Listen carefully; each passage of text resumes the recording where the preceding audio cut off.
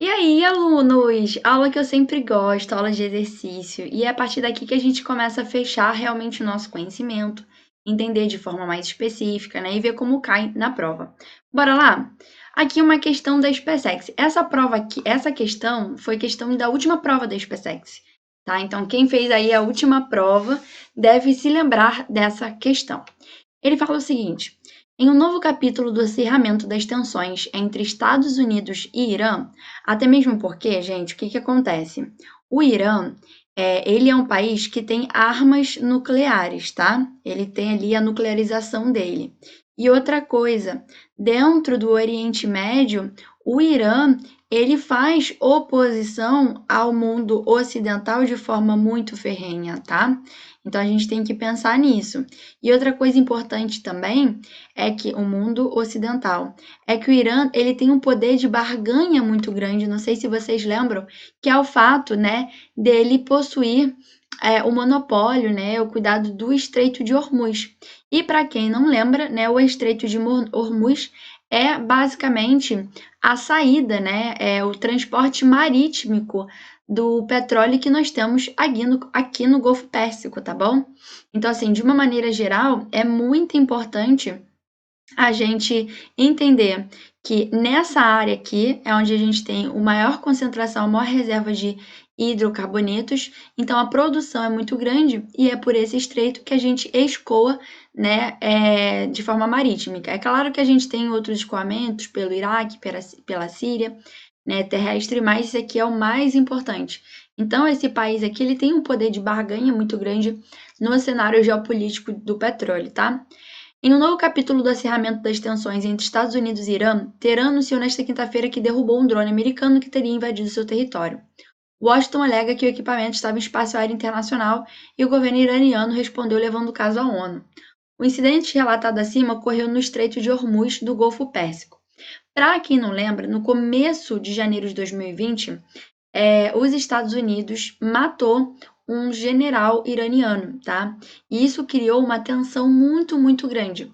Lembra que eu falei para vocês que a prova da SpaceX, ela adora trazer temas que já estavam assim no cenário geopolítico? Por isso que eu sempre falo, gente, está acontecendo isso esse ano.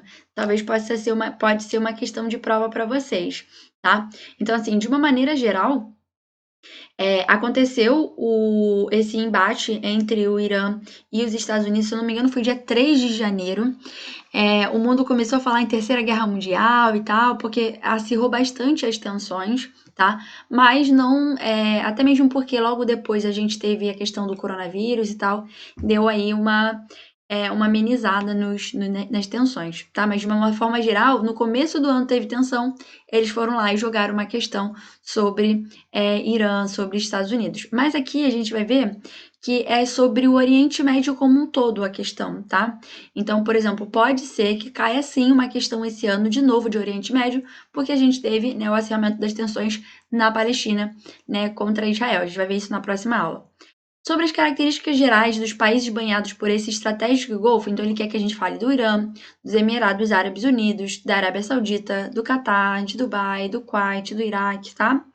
Somadas, reservas existentes nos países banhados pelo Golfo Pérsico perfazem a maior concentração de hidrocarbonetos do mundo. Sim, aqui é onde a gente tem as maiores reservas de petróleo do mundo, né? Quase todos esses países aqui são países da OPEP, e aí a gente também tem a Venezuela, o Equador, etc. Mas de uma forma geral é onde a gente tem as maiores reservas. Então essa aqui está correta. A implantação de um regime democrático com eleições diretas foi o maior legado da ocupação dos Estados Unidos que devolveu a estabilidade ao Iraque.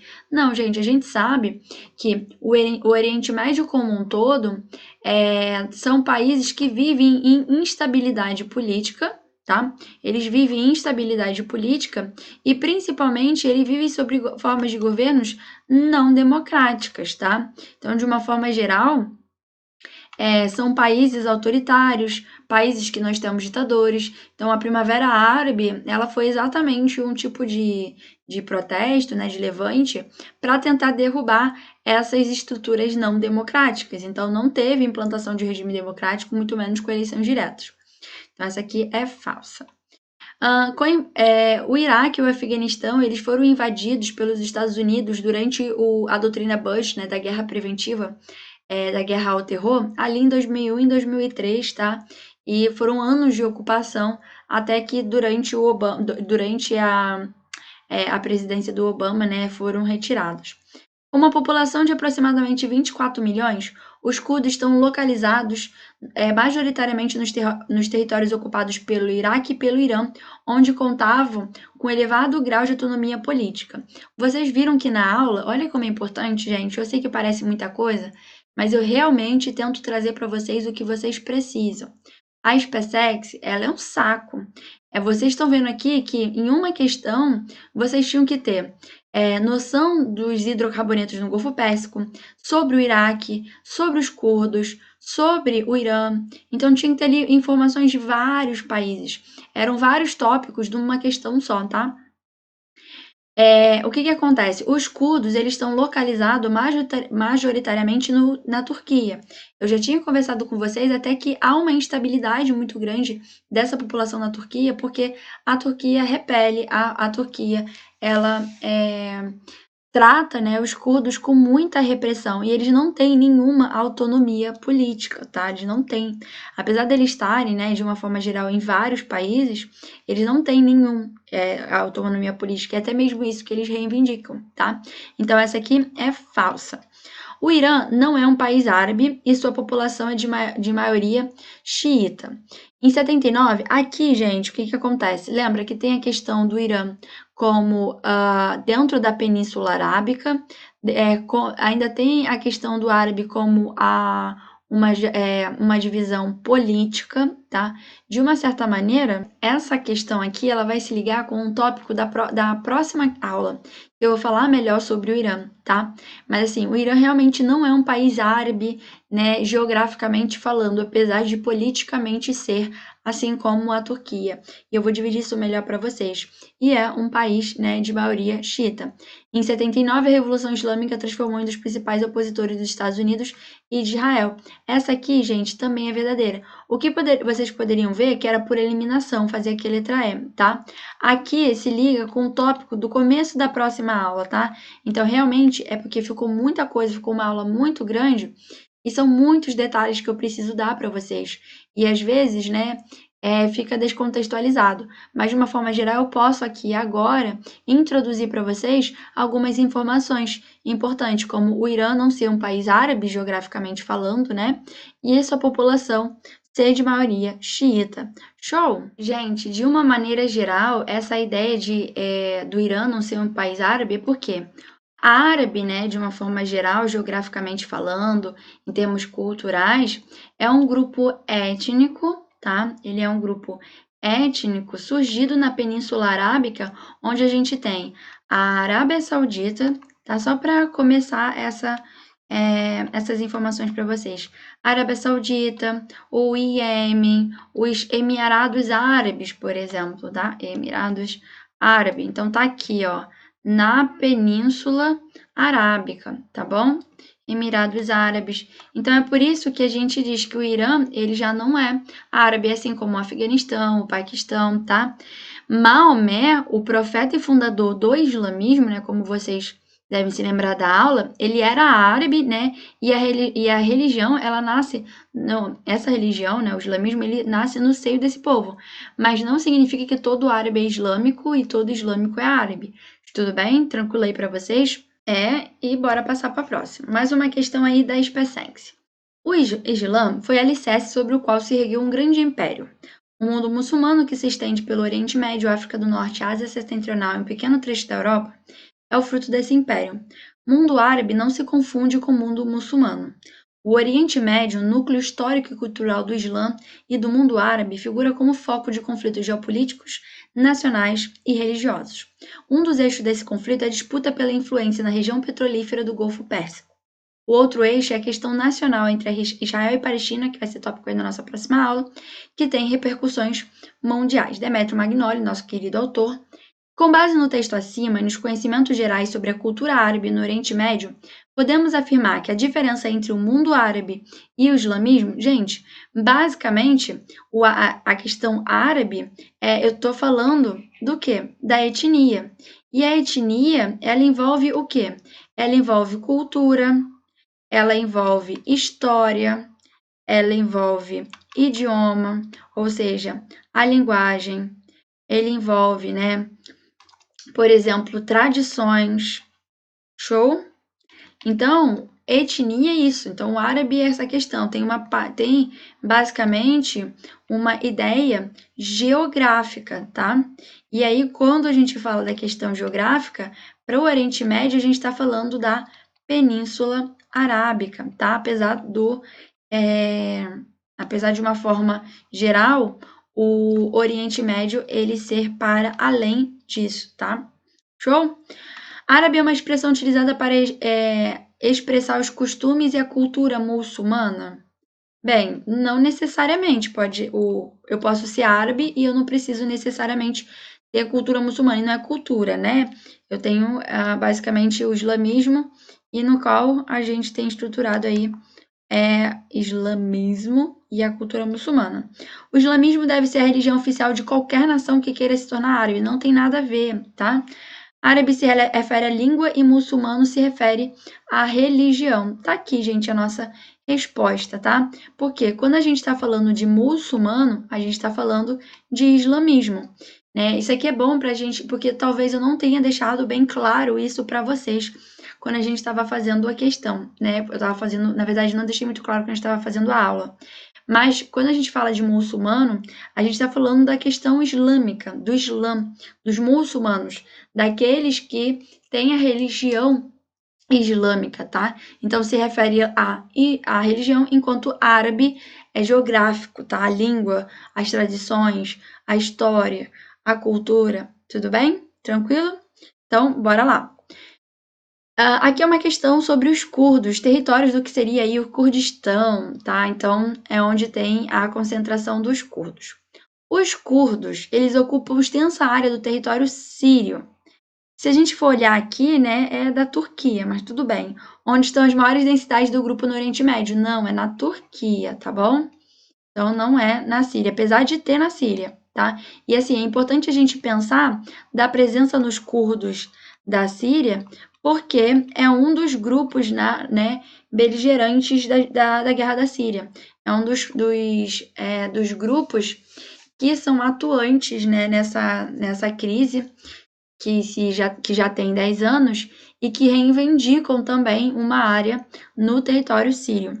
Formos comunidades autônomas, eles não são autônomos, tá? Na Turquia, no Irã, no Iraque e na Síria, porém, são fortemente reprimidos em razão de formar um Estado curdo. Gente, isso aqui é uma super questão de SpaceX. Olha o seguinte, só essa palavra autônoma aqui, ela tá errada, ela não é autônoma, tá?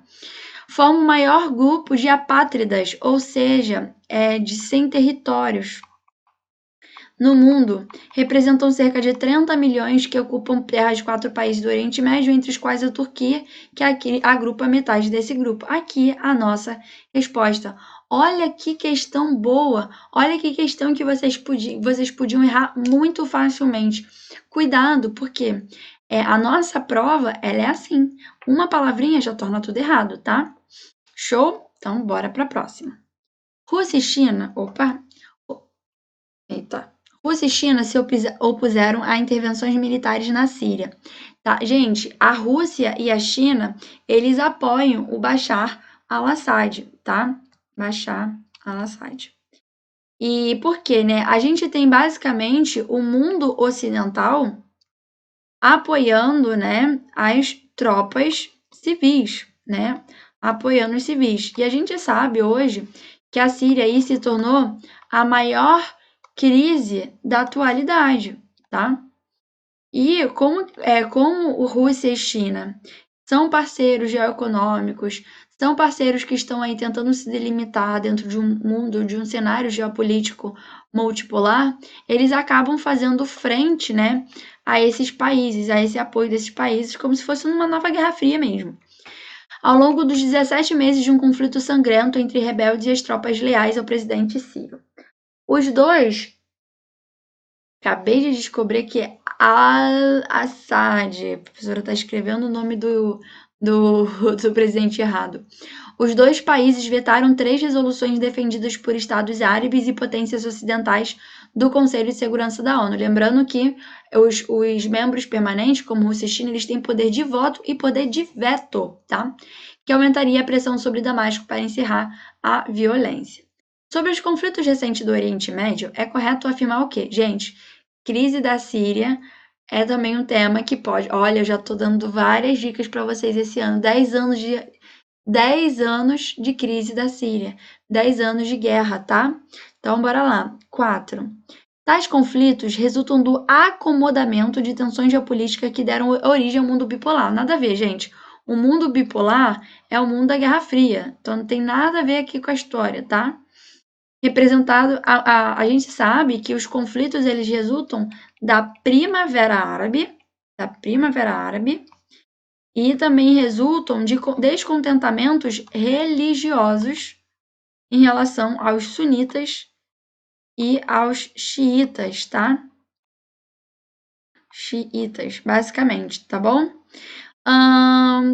Lembrando também, gente, que quando a gente está falando de Rússia e China e ONU, quais são os interesses, né, desses países de intervirem nesse conflito? É porque o Oriente Médio ele é uma área muito estratégica, tá? É uma área muito estratégica. O movimento conhecido como Primavera Árabe tem derrubado... Opa, pulei a B. As manifestações que têm sucessivamente ocorrido no mundo árabe pode ser explicada notadamente como conflitos de ordem econômica, haja vista a dimensão que o petróleo possui para a economia daqueles países. Não é de ordem econômica, tá? É de ordem religiosa, é de ordem social. O movimento conhecido como Primavera Árabe tem derrubado muito o governo no Oriente Médio, sim, mas não tem implicado mudanças na organização política desses países. Tem sim, por quê? O exemplo da Tunísia. Tirou a autocracia que tinha ali, né, o governo não democrático para eleições, tá? Então mudou sim. Após o término da Guerra Fria, conflitos internos, isto é, que ocorrem dentro de cada Estado-nação, passaram a ter efeitos regionais, motivo pela qual a Rússia e China vetaram a resolução da ONU que envolviam potências ocidentais. Não é efeitos regionais, gente, é efeitos globais, principalmente na nova ordem mundial, tá? Na nova ordem mundial, a gente vai ver que os conflitos, ele tem essas dimensões globais, tá?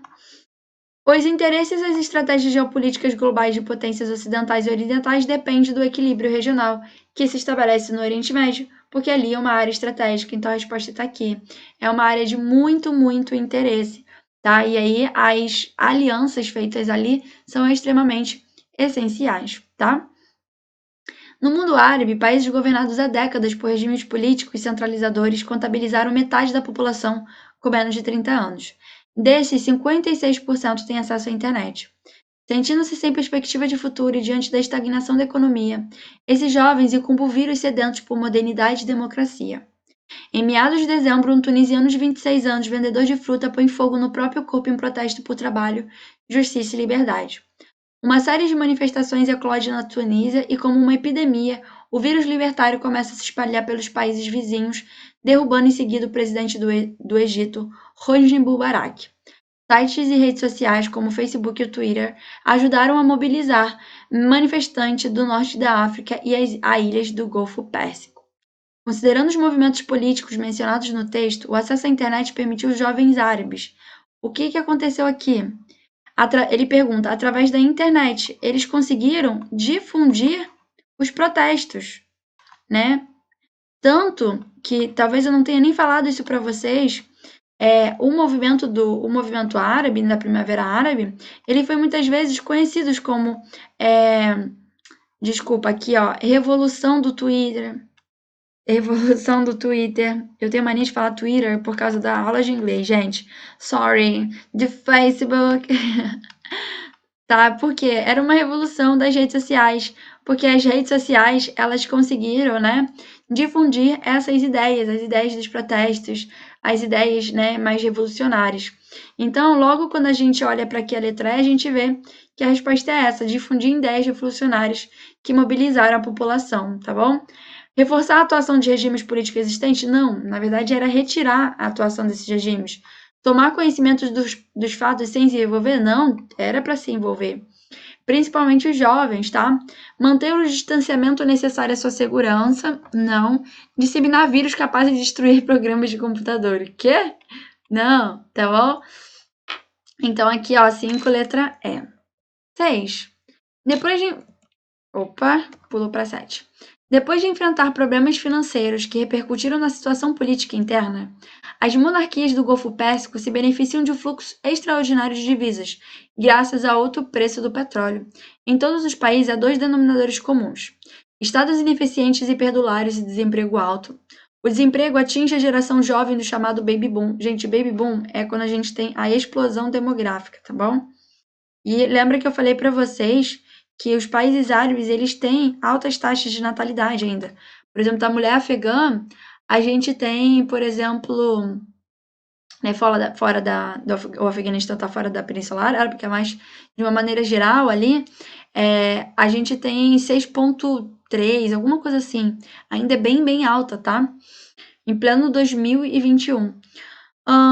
Da alta do petróleo dos anos 70. Os desempregados se escoram no generoso sistema de proteção social, outro traço comum dessas monarquias, que tem como tradição, calcada nos petrodólares, garantir o conforto dos cidadãos do nascimento até a morte.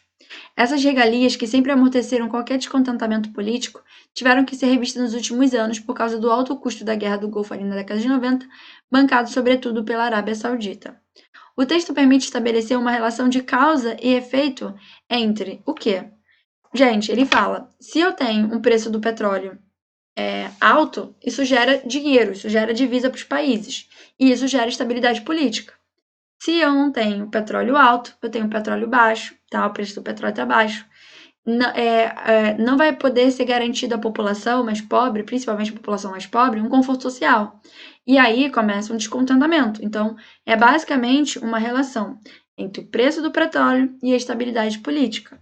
Então, aqui, gente, era uma questão somente de organizar os nossos pensamentos e avaliar aqui se o que estava, como que o petróleo ele consegue basicamente ditar os rumos políticos também, além dos econômicos de um país que vive dele, tá? Então, assim, de modo geral, os países eles têm começado a se preocupar num sentido de diversificar a sua economia, mas os países do Golfo Pérsico basicamente são dependentes, quase que 100%, da venda de petróleo, tá bom?